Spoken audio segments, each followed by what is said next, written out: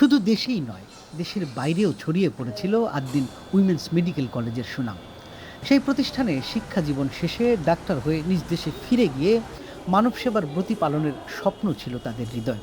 কিন্তু হঠাৎই যেন সেই স্বপ্ন ধূলিসাৎ হয়ে গেছে সরকারের একটি সিদ্ধান্তে। এখানে প্রপারলি মেনশনড আছে আমার ইন্টার্নশিপ পিরিয়ড এন্ড কোর্স এক হসপিটাল এক কলেজ থেকেই করতে হবে। স্বাভাবিকভাবে শিক্ষা জীবন শেষ করতে স্বাস্থ্যমন্ত্রী ও স্বাস্থ্য অধিদপ্তরের মহাপরিচালকের দ্বারে দ্বারে ঘুরছেন তারা, কিন্তু সরকারের পক্ষ থেকে কোনো সাড়া মেলেনি। A lot of us have invested a lot of financial money into this degree. If our degrees are invalidated, if the juniors who are studying college, they have to do it with the associated college or hospital only.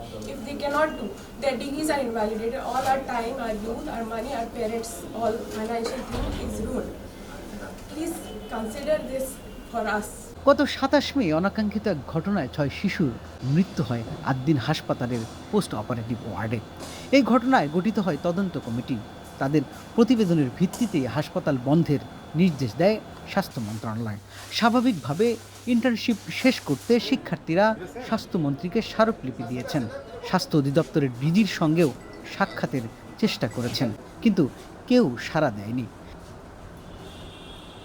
We cannot migrate, and the government is giving the option that whichever the student, whoever the student is present in the hospital or college, they migrate to another hospital. But that is not possible for the foreign students because our guidelines are not applicable on that part. আমার যে internship আছে ওটা রদ হয়ে যাবে। Internship রদ হইলে বলে আমার ডিগ্রির কোনো কাজ হবে না। আজ তারা শুধু একটি সুযোগ চান তাদের স্বপ্ন বাঁচিয়ে রাখার, পড়াশোনা শেষ করার এবং মানব সেবার জন্য নিজেদের প্রস্তুত করার। দেখেন, বাংলাদেশ গভর্নমেন্ট থেকে নির্দেশ আছে কি আমার কলেজের লাইসেন্স বাতিল। এ দেখে এখন নির্দেশ আছে কি সবাই মেডিকেল স্টুডেন্ট আর ইন্টার্নকে আলাদা হসপিটালে শিফট করে ওনাকে ইন্টার্নশিপ স্টাডি কন্টিনিউ করতে।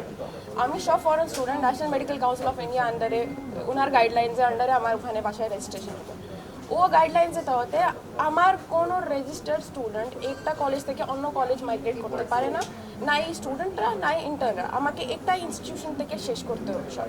তাদের কান্না, তাদের আবেদন শুধু নিজেদের জন্য না, একটি সুন্দর ভবিষ্যতের জন্য। সংশ্লিষ্ট কর্তৃপক্ষ কি এই আর্থিক শুনবে, নাকি স্বপ্নগুলো হারিয়ে যাবে একটি অবিবেচক সিদ্ধান্তের অন্ধকারে? This is LMC guideline and it is properly written over here that from our parent college only we have to complete our internship. Training internship learning shall be done outside India in the same foreign medical institution throughout the course of study, and no part of medical training internship shall be done in India or any other country or anywhere where primary